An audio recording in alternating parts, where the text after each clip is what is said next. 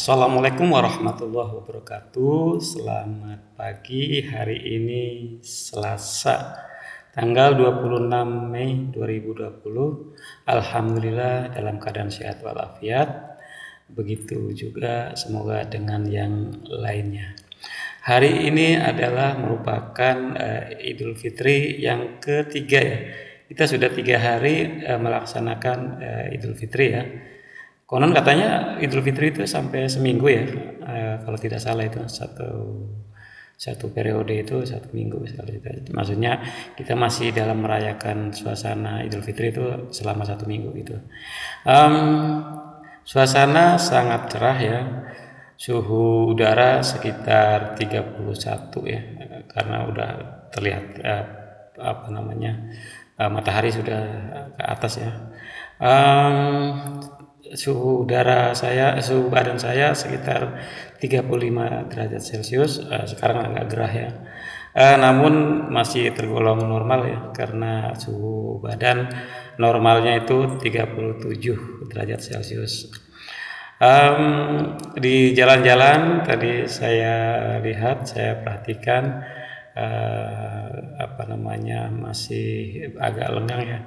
Di perjalanan kita tidak mendapatkan satu kesulitan untuk melakukan aktivitas pekerjaan ya.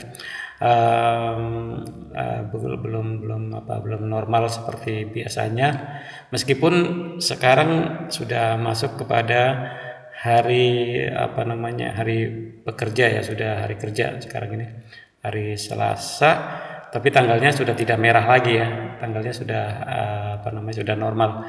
Namun kegiatan masih terlihat seperti yang sudah, seperti yang kemarin masih di sana sini terlihat belum begitu menunjukkan aktivitas yang sesungguhnya ya. Biasanya kalau jam-jam segitu ya, jam 9 atau jam 10 kita di perjalanan itu ya, pokoknya antri seperti mobil atau motor itu seperti parkir begitu ya. Namun sekarang sangat lengang. Namun petugas untuk di perbatasan, terutama perbatasan kota itu sangat ketat ya. Tetap petugas melakukan aktivitasnya dengan baik. Mereka menyisir setiap pengendara, terutama masker ya, masker dan mungkin perlengkapan untuk berkendara, seperti misalnya motor mempergunakan helm ya, harus pakai helm gitu. Itu ada beberapa ya petugas yang berwenang, misalnya untuk helm itu kan polisi ya. Kemudian ada juga aparat tentara ya, saya lihat itu tentara ada di dinas perhubungan ya, seperti biasanya lah gitu ya. Saya harap wabah kembali kepada persoalan COVID-19 ya. Memang ini sebetulnya sudah tidak boleh dibahas. Maksudnya sudah pemerintah sudah tidak terlalu karena itu tadi konon katanya semakin tidak bisa dikendalikan ya wabah ini, korbannya juga semakin banyak, sehingga pemerintah sudah tidak lagi memberitakan, katanya sih seperti itu ya, masyarakat tidak boleh memberitakan hal ini. Namun kita tetap sebagai masyarakat peduli kepada masyarakat lainnya, terutama kepada korban-korban yang terjangkit ya. Kita harus mendapatkan atau menemukan suatu solusi yang baik, solusi yang yang paling mendekati kebenaran. Misalnya sakit terkena flu misalnya kan, solusi yang terbaik adalah minum obat flu misalnya kan, itu mendekati suatu kebenaran. Kemudian sakitnya flu tapi yang diminumnya obat untuk sakit gigi misalnya kan, atau obat untuk sakit misalnya untuk gatal-gatal, itu kan tidak sinkron ya, atau tidak mendekati suatu kebenaran. Namun wabah yang sedang berlangsung ini sesungguhnya memang belum ada suatu solusi yang terbaik. Namun kita tetap berusaha agar dapat terhindar daripada wabah ini. Contohnya, misal kita cuci muka ya, ini baru saja saya cuci muka, baru saja saya melakukan sholat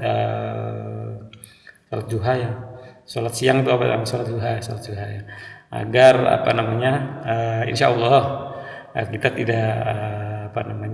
tidak memastikan, tapi berdoa agar bangsa Indonesia sudah terlepas daripada wabah ini. Kemudian keadaan yang kita rasakan tentu saja sangat prihatin sesungguhnya ya, sangat prihatin. Di mana-mana saya temukan di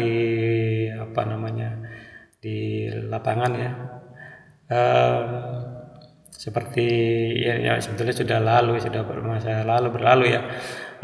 Waktu Ramadan itu banyak orang-orang yang istilahnya manusia gerobak itu orang yang kemana-mananya bawa gerobak gitu ya. Itu ada pemulung, ada juga peminta-minta.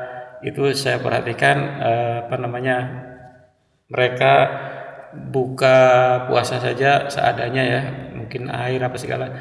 Saya menghimbau juga kepada masyarakat agar peduli kepada mereka, terutama kita misalnya pasti ada kelebihan ya. Misalnya kita beli air minum 2 botol, atau mungkin ya kalau air yang kecil-kecil ya, yang mungkin yang 500-an apa yang berapa itu, misalnya 10 cup ya. Kasihlah mereka 2 cup atau berapa cup itu ya, agar mereka tetap bertahan. Saya dulu sebagai canvassing, pernah menjadi pekerja, menjadi pedagang ya, bukan pedagang, sales canvasser. Itu kalau untuk menahan lapar masih bisa, tapi kalau untuk menahan haus sulit. Kemana-mana kita harus minum, kemana-mana kita harus membeli minuman ya. Begitu juga saya kira dengan manusia gerobak ini mempunyai hal yang sama terhadap seperti halnya yang pernah saya lakukan sebagai sales canvassing ya. Setiap hari saya mengetuk pintu pintu rumah orang untuk menawarkan barang, menawarkan apa yang saya jual ya. Itu kan dulu saya pernah jualan panci ya, seperti itu. Kemudian jualan vacuum cleaner ya. Ngetokin pintu orang itu, setiap rumah orang itu saya ketok ya untuk menawarkan barang itu ya. Ya kadang-kadang masyarakat bisa menerima, kadang-kadang masyarakat juga sulit juga ya. Kita datang diusir gitu ya, dihardik ya. Kalau itu dibilang dihardik, diusir, atau dihalau ya. Ya itu memang resiko pekerjaan. Namun yang saya garis bawahi di sini adalah ada suatu kesamaan, bukan sama, maksudnya manusia gerobak sama dengan sales canvassing, tidak, tapi keadaannya itu hampir sama. Saya perhatikan di jalan itu yang manusia gerobak itu merasa satu kehausan, merasa satu dahaga yang sangat luar biasa ya, karena mungkin panasnya terik matahari. Meskipun mereka kadang-kadang juga berteduh di bawah pohon ya, tapi saya merasakan hal itu adalah merupakan satu persoalan yang hampir sama sebetulnya sesungguhnya dengan ketika waktu saya menjadi sales canvassing ya. Jalan kaki minta ampun, gerahnya, sudah pakai baju rapi-rapi, pakai dasi, pakai baju putih ya, tapi kita narik panci, narik itu vacuum cleaner, menawarkan ke rumah-rumah orang yang ngetok rumah pintu orang. Tapi yang saya rasakan itu kalau untuk kalau sales itu sebetulnya tidak boleh malu ya, karena kita bukan pencuri, tapi sales tetap optimis, tetap dinamis. Namun persoalan yang saya tekankan di sini adalah kesamaan situasinya atau keadaannya antara manusia gerobak dengan apa yang saya rasakan dahulu ya, yaitu menjadi sales canvassing. Panasnya minta ampun, capeknya minta ampun, hausnya minta ampun. Kalau untuk menahan lapar, saya masih bisa tidak makan seharian. Dari pagi misalnya minum kopi atau makan kue sedikit ya. Kemudian saya sampai sore tidak makan baru malam, itu saya masih bisa. Tapi kalau untuk menahan dahaga, menahan haus, saya tidak bisa. Setiap warung saya pasti mampir, setiap ada tempat minum saya mesti minum ya gitu. Kalau dulu kan jarang yang namanya aqua gitu kan, minuman yang berbentuk kemasan. Kalau kita mau bawa minuman harus bawa dari rumah, bawa seperti tromol gitu ya. Kalau sekarang kan sudah ada minuman seperti botol gitu ya sekarang ya, kalau dulu tidak ada. Itulah yang saya rasakan dahulu, seperti apa yang dirasakan oleh orang-orang sekarang ini ya. Terlebih ketika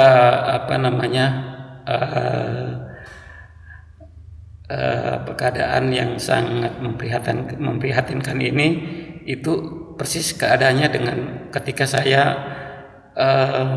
ya begitu susahnya ya untuk mendapatkan rupiah, mendapatkan uang untuk kehidupan, untuk keberlangsungan keluarga. Pada waktu itu anak saya masih mungkin 2 tahun ya, itu Muhammad Adnan itu ya, masih 2 tahun, masih bayi. Saya tertimpa suatu musibah, yakni terkena pengurangan karyawan atau pegawai atau PHK ya, terkena PHK.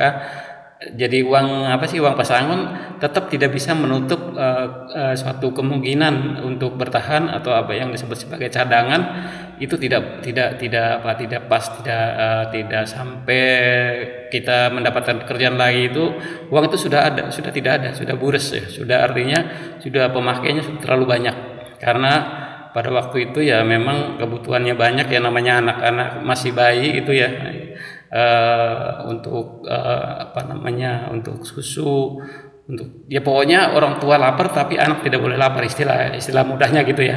Nah, itulah yang pernah saya rasakan, dan saat ini saya bercerita kepada semuanya bahwa tolonglah perhatikan manusia gerobak ya. Jangan kita menganggap bahwa orangnya masih muda sudah minta-minta, tapi kita harus jeli bahwa sekarang ini kan sulit untuk mendapatkan suatu pekerjaan yang sesuai dengan bidangnya. Katakanlah misalnya orang lulusan ini dan lulusan itu, tapi di bidang pekerjaan tidak ada. Itulah, dan pesan saya yang terakhir adalah yang sekarang ini, untuk hari ini, bahwa pemerintah harus memperhatikan warga negara, utamakan warga negara Indonesia, dan jangan lagi mengimpor WNA untuk menjadi pekerja di Indonesia. Harus ada satu kepedulian kepada masyarakat dari pemerintah bahwa pekerjaan adalah sangat penting, dan pekerjaan adalah menentukan nasib bangsa. Saya tidak mengatakan bahwa pekerjaan menentukan nasib seseorang, tapi menentukan nasib bangsa. Sekali lagi saya katakan bahwa pekerjaan menentukan nasib bangsa. Itu saja. Terima kasih. Wassalamualaikum warahmatullahi wabarakatuh.